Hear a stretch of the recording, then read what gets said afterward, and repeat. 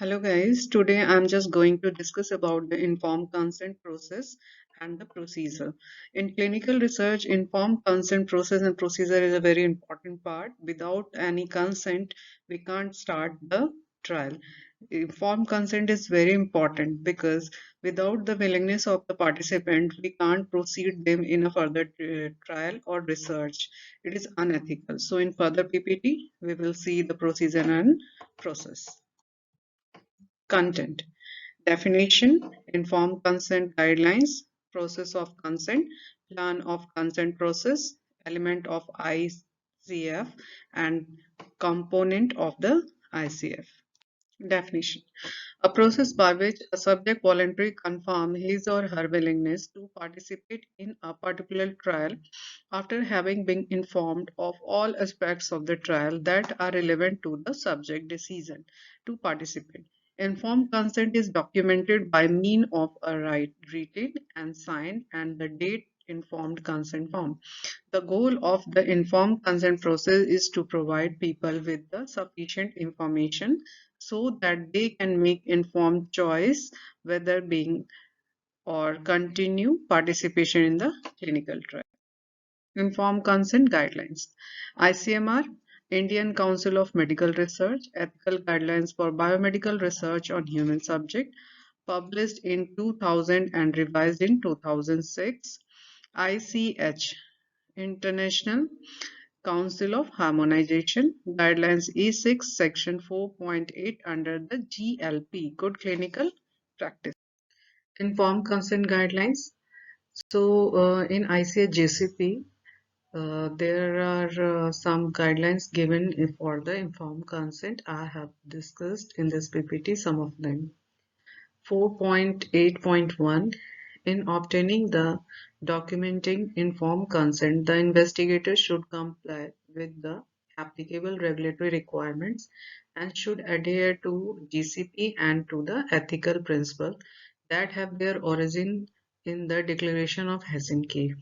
Prior to the beginning of the trial, the investigator should have IRB or IEC written approval or favorable opinion of the written informed consent form and any other written information to be provided to the subject. In 4.8.2, the written informed consent form and any other written information to be provided to the subject should be reserved whenever the important new information become available that may be relevant to the subject consent. Any revised written information consent form and written information should receive the IRB or IAC approval or favorable opinion in advance of use. The subject or the subject legally accepted representative should be informed in a timely manner in new information becomes available that may be relevant to the subject willingness to continue participate in the trial. The communication of this information should be documented. In 4.8.3, neither the investigator nor the trial staff should unduly influence a subject to participate or to continue to participate in a trial. Means neither principal investigator nor staff member of the clinical trial department have rights to force the participant or patient to take part in the trial. If their willingness to take part, then they should be in the part of clinical trial.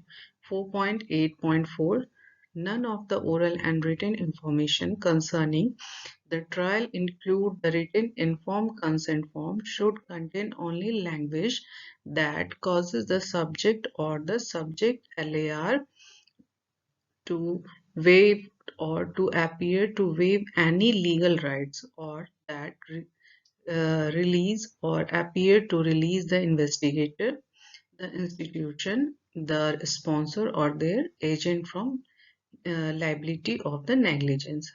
4.8.5 The investigator or a person designated by the investigator should fully inform the subject or if the subject is unable to provide informed consent, the subject legally accepted representative of all the pertinent aspects of the trial include the written information and the approval favorable opinion by the IRB or IAC.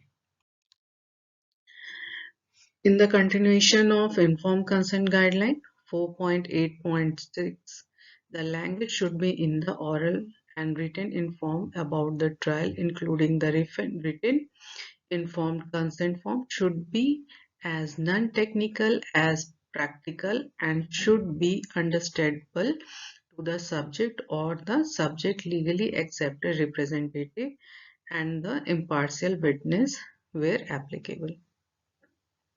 4.8.7 Before informed consent may be obtained, the investigator or a person designated by the investigator should provide the subject or the subject legally accepted representative ample time and opportunity to inquire about the detail of the trial and to decide whether or not a participant in the trial.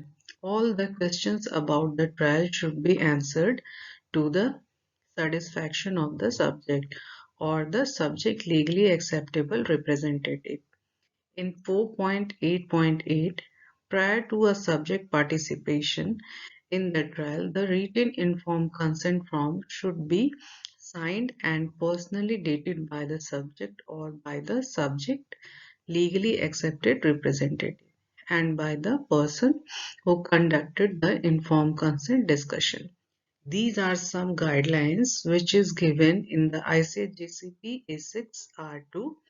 So according to this, we have to follow the informed consent form or informed consent guidelines. Information. The comprehension information means the present information, voluntariness, presenter, comprehension, all are the information which is dependent on each other. Information provision and sharing by the research team.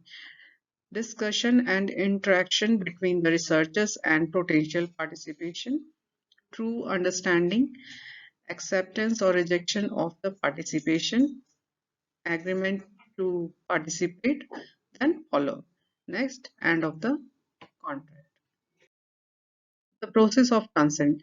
Choose the right environment and location to obtain the consent. Involve the multiple healthcare professional as a necessary. Include the family members in the process as warranted.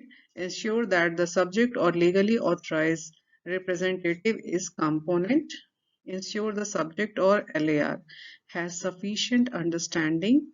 Continue the process of consent through the study. The plan of consent process. Identify obstacle to participate in study and way to overcome obstacle. Identify what subject may not understand. Compile frequently asked question list. Decide who will do consent discussion. Decide whether the consent discussion will be held. Provide the adequate time to explain study to subject. Provide the adequate time or subject or to read and the consider and for the questions to be answered. Who can sign the informed consent? So let's see. Subject or LAR, legally accepted representative, person conducting review of the consent, impartial witness. Suppose a subject is not able to sign their consent, then in that place their legally accepted representative can sign the informed consent. Element of informed consent form. Essential elements: purpose, risk, benefits, confidentiality, compensation, contact information, voluntary participation. Additional elements: withdrawal criteria, additional cost to subject, the statement that they may be risks which are the unforeseeable, approximate number of subject in study, the statement that will be told of new findings. Component of ICF. According to ICMR Guideline 2006, important information about the research study. What is the study about and why are we doing it? benefit of taking part in the study, responsible risk that might result from being in the study, certificate of confidentiality, what will happen to the information collected after the study period is over, compensation for being part of the study, possible expenditure to a subject to be a part of study, who can profit from the study result, choice to a subject if they don't wish to take part in the study, voluntariness, contact information of the subject, contact information of study team, consent, name, sign and date, patient or LAR, name, sign and date. Summary of the lecture. In this PPT, I have discussed about the definition of the informed consent guidelines, the process of consent, the plan of consent process, element of ICF, informed consent form, component of informed consent form. References. Thank you to listening me carefully in this PPT what I have given the presentation. Thank you so much.